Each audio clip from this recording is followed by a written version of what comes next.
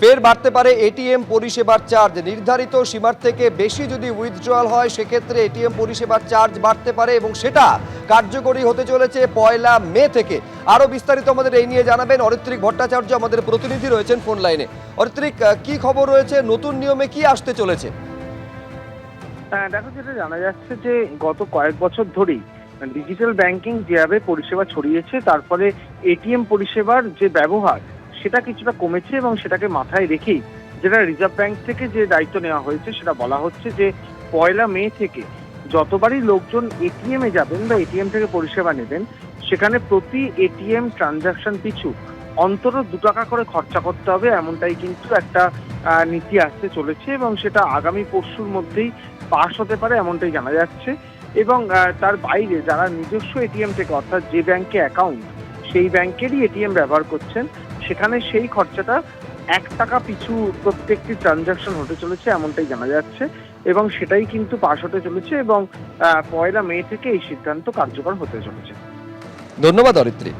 দলের সম্পূর্ণ উল্টো পথে হেঁটে খড়গপুর কাণ্ডে দিলীপ ঘোষের পাশে দাঁড়ালেন ভরতপুরের তৃণমূল বিধায়ক হুমায়ুন কবির। আপনারা জানেন খড়গপুরে তৃণমূলের বিক্ষোভের মুখে পড়েছিলেন দিলীপ ঘোষ, পাল্টা হুঁশিয়ারি দিয়েছিলেন দিলীপ ঘোষ। সেই হুঁশিয়ারিকে সমর্থন করলেন তৃণমূল বিধায়ক হুমায়ুন কবির। তিনি বলছেন দিলীপ ঘোষ যা করেছেন ঠিক করেছেন, আমি থাকলে আমিও তাই করতাম।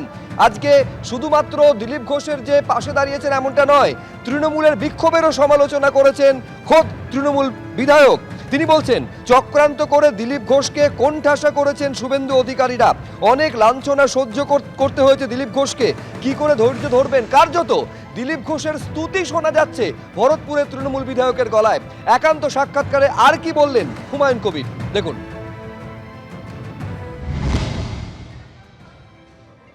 বিরোধী দলনেতা বলছেন চ্যাংদোলা করে ছুড়ে দেবো, আপনি বলছেন ঠুসে দেবো, একজন দিলীপ ঘোষ তিনি বলছেন গলা টিপে দেবো। এইসব শব্দগুলো মানে আপনি সমর্থন করেন? আপনি নিজেও তো বলছেন এগুলো। দিলীপদার বক্তব্যকে আমি সমর্থন করি। কেন করি? হ্যাঁ, নিশ্চয়ই করি। কেন করি? বেশ 2015 সালের আগে দিলীপ ঘোষ নামক কোনো ব্যক্তি রাজনীতির বিজেপির রাজ্য সভাপতি হবে তাও কেউ জানতো না, আর চিনতও না, পরিচিতি ছিল না। ওই যে গ্রামে, ঝাড়গ্রামের বোধহয় বাসিন্দা, তো সেখানকার মানুষ চিনত উনি একজন দিলীপ ঘোষ এবং একজন ব্যক্তি। কিন্তু 15 সালে রাজ্য সভাপতি হওয়ার পর 16 সালে খড়গপুরে যেতে দাঁড়িয়ে এমএলএ হয়েছেন।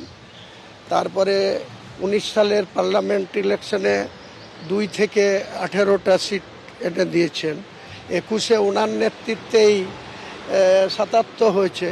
কিন্তু ওই ভদ্রলোককে তার দলের মধ্যেই এই শুভেন্দুর মতো লোকরা তাকে তার এক্সিস্টিং একটা এমপি সিট সেখান থেকে তাকে সরিয়ে বর্ধমানে পাঠিয়ে দিল। তো এই ধরনের লোকের মেজাজ কি করে ঠিক থাকে বলুন? তার দলের লোকরা যদি এক্সিস্টিং জায়গা থেকে তাকে সরিয়ে ওই একজন মহিলাকে নিয়ে এসে দাঁড় করিয়ে দিয়ে সেও হারলো, ওকেও হারালো, তো দিলীপ দা কোন এতে ধৈর্য ধরবে? দিলীপ দাকে তো এটা করতেই হবে। আর এর আগেও দিলীপ দাকে অনেক লাঞ্ছনা, অনেক জায়গায় গো ব্যাক দিলীপ ঘোষ, তার গাড়ি ঘিরাও করে নর্থ বেঙ্গলেও অনেক হ্যারাস হতে হয়েছে, এখানেও হতে হয়েছে। তারপরে কেন্দ্রীয় সরকার অনেক সিকিউরিটি বলয় বাড়িয়ে। তো আমি কিন্তু দিলীপবাবু, আমি হলেও এটা করতাম। আমাকে যদি কেউ বারবার আক্রমণ করে, আমাকে যদি কেউ স্বাভাবিক চলাফেরায় বাধা দেয়, তাহলে তাকে তো। কিন্তু যারা করছেন তারা তো তৃণমূলের সমর্থক। দেখুন, আমি তৃণমূল করছে না বিজেপি করছে, একজন মানুষ তো করছে। তৃণমূলের যেমন দল করার অধিকার রয়েছে, তারও যেমন নির্বাচিত হওয়ার শখ রয়েছে, স্বাদ রয়েছে। দিলীপ ঘোষ তো এক্সিস্টিং এমএলএ ছিল, এমএলএ থেকে এমপি হলো, তাকে তার দল এইভাবে দলের এক শ্রেণীর লোক তাকে চক্রান্ত করে তার এক্সিস্টিং সিট থেকে তাকে বর্ধমান পাঠিয়ে দিয়ে হারিয়ে দিল।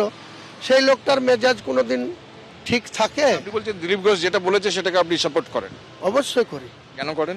ওই একটা কারণেই করি যে দিলীপ ঘোষকে যদি কেউ ধাক্কা দেয়, তো দিলীপ ঘোষ আমাকে যদি কেউ ধাক্কা দেয়, আমি যেমন, আপনারা বারবার বলছেন আমি কেন বলেছি ঠুসো দেবো, বলেছি চ্যাংদোলা করলে আমি ঠুসো দেবো। চ্যাংদোলা যদি উনি পিছান, আমিও ঠুসো দেওয়ার কোনো প্রশ্নই নাই, পিছাবো।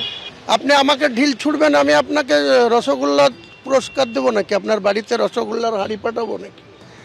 তো দিলীপ ঘোষকে যদি রাস্তায় কেউ হেনস্থা করে, তাকে যদি পদে পদে, ও কি করতে গিয়েছিল? আমি যা দেখেছি, ওর এমপি ছিল, সেই এমপির অ্যালটমেন্টের টাকার একটা কোনো রাস্তা না কোনো কিছু উদ্বোধন করতে গিয়েছিল। তা সেটাতে বাধা দেওয়ার তো কোনো দরকার নেই, কেন বাধা দিতে হবে? বলছেন ওনার যে বক্তব্য সেটাকে আপনি সমর্থন করেন। আমি বললাম তো আপনাকে, বিশেষ বিশেষ কারণ থাকে। কাউকে আননেসেসারি যদি কেউ হ্যাকেল করে, আননেসেসারি যদি তার রাস্তা ব্যারিকেড করে, আমি ওনার স্টেটমেন্টগুলো দেখেছি, ও বলছে ও আমার রাস্তা ব্যারিকেড করবে, আমি ওর উপর দিয়ে গাড়ি চালিয়ে দেবো। তো সবাই সে সাহস দেখায় না। দিলীপ ঘোষ বলছে যে আমার গাড়ির সামনে শুয়ে পড়লে আমি করতে পারি, সে যদি আমাকে আননেসেসারি কেউ ব্যারিকেড করে আমি করতেই পারি, এটা বলছে। দিলীপ ঘোষের এইসব বক্তব্যকে আমি বিরোধিতা করব না।